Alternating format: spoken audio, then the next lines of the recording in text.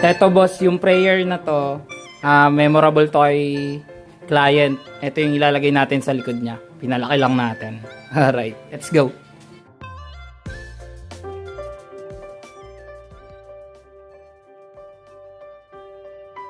Ngayong araw, isang murang tattoo na naman ang ibibigay natin para sa pilyo na madasalin na medyo duwag pero at the same time matapang na tropa nung nakaraan na nagpatattoo sa akin ng bilog na Polynesian sa braso na siya lang talaga ang nakaschedule. Pero nung nalaman netong si boss, gusto rin daw niya. And guess what? Mas malaki pala ang gustong ipatattoo sa kanya kaya nagulat siya at napasabi ng pambihira, mas malakas pa ang loob mo kaysa sa akin. Anyway, client requested a back piece tattoo na dasal. Memorable daw kasi to sa kanya. Di ko na iisa-isahin yung content na itong dasal. Ang haba kasi. Speaking of mahaba, eto na ang pinakamahaba na lettering tattoo na ginawa ko. Dati, birthdays, lucky number, first name, apelyido, quotes, minsan Bible verse. Mga ganun lang. In short, maikse. Dati, iniisip ko na mag-touch ng lyrics ng kanta sa bandang ribs, sa bandang kita, yung medyo malalaking part ng katawan. Pero kakaiba tong si boss. Sa likod talaga niya gusto. Nga pala, alam niyo ba na first time to ni customer na magpapatattoo? Oo, unang beses na sasalang. Sobrang dami ko na natatuan na first timer. As in wala pa karanasan matusok. Dito unang beses na may nagpagawa sa akin ng backpiece na tattoo virgin. Yung una sa Nueva Ecija na angel na may espada with wings. Pareho nila ako pinabilib. Napakahusay, napakatibay. Pero eto, meron akong kwento na kwento lang din sa akin nung napagkwentuhan niya nung nagkukwentuhan kami. So ito na nga. Basta quiet lang kayo ha. Ayon sa kwento, etong si client takot daw sa karayom. Pero full back gusto na touch no? Ganito kasi yan. Nagpaliwanag naman siya kung bakit daw hindi siya takot sa cartridge needles ng tattoo machine. Dahil daw sa kahit na matulis ito, maiksi naman daw. Di gaya nung ginamit sa kanya nung kinailangan nila for medical purpose sa work. Muntik na daw siya matayin. Ang dami daw nakakita. Ang habang.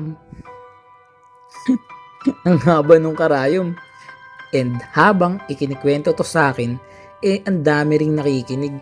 Tayo pa namang mga Pinoy. Isa sa mga pinakamalalakas tumawa. Oo, parang tayo nga atang pinakamalakas umalakhak sa buong mundo and universe. May tao din kasi nagsabi sa akin ng palibasa ang lakas ko din tumawa. Paano ba naman? Kahit pa nga minsan nasa public tayo. Yung lakas ng boses natin di talaga mapipigilan na parang mga taga-bundok at walang pakialam sa mga tao na nasa paligid. Libre naman maging masaya, di ba?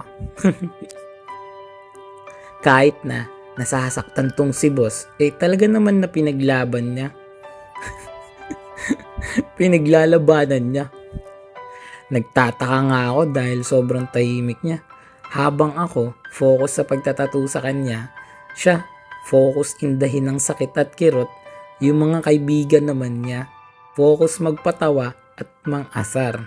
Yung alam mo yun, yung mga taong tipong nakakatulong pero nakakapurwisyo din. Bahala kayo dyan. Yung isa, niyayaya na siya uminom kahit mag-uumpisa pa lang kami. I suggest kasi na wag muna siya uminom, lalo na sobrang haba ng session. Yung isa, grabe, mamuna dahil ang higpit na raw ng kapit niya sa bed frame na para raw may galit sa kahoy at mukhang nanggigigil. Nadamay pa yung higaan.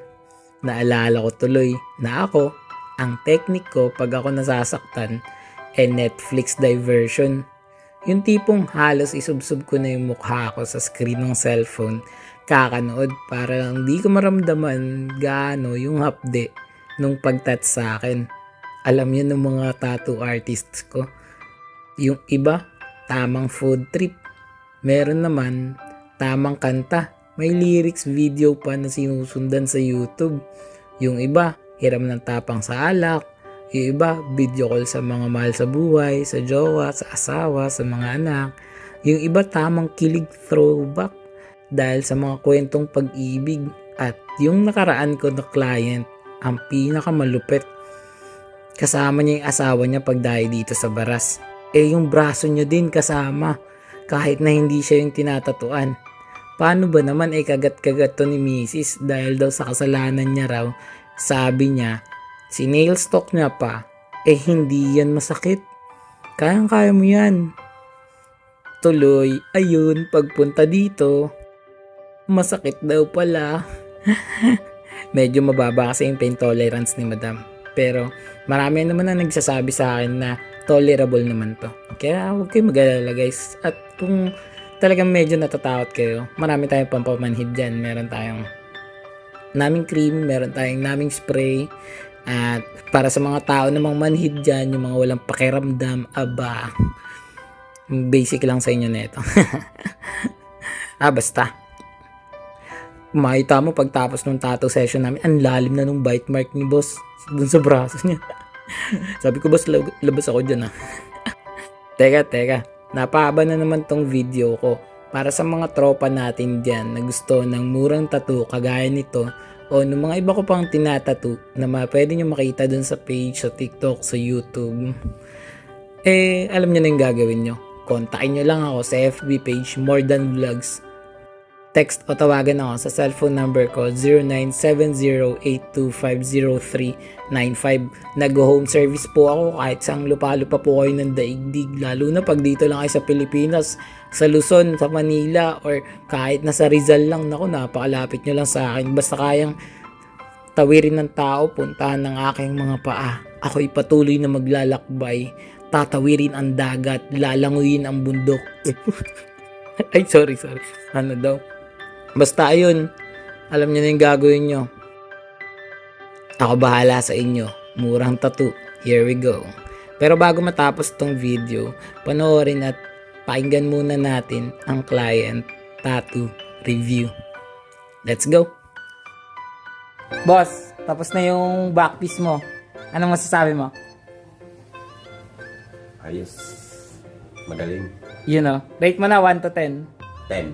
10. Kung may 11, 12, 13, 14, 15. Ay, so pang ilang tattoo mo yan? First time. Grabe guys, first time tapos back piece, no? Ulit ka pa ba? Hindi ko pa alam. Oo, yun. At si boss, dinayo pa natin ng home service dito sa Pampanga. Yes. Alright, salamat boss sa tiwala. Thank you.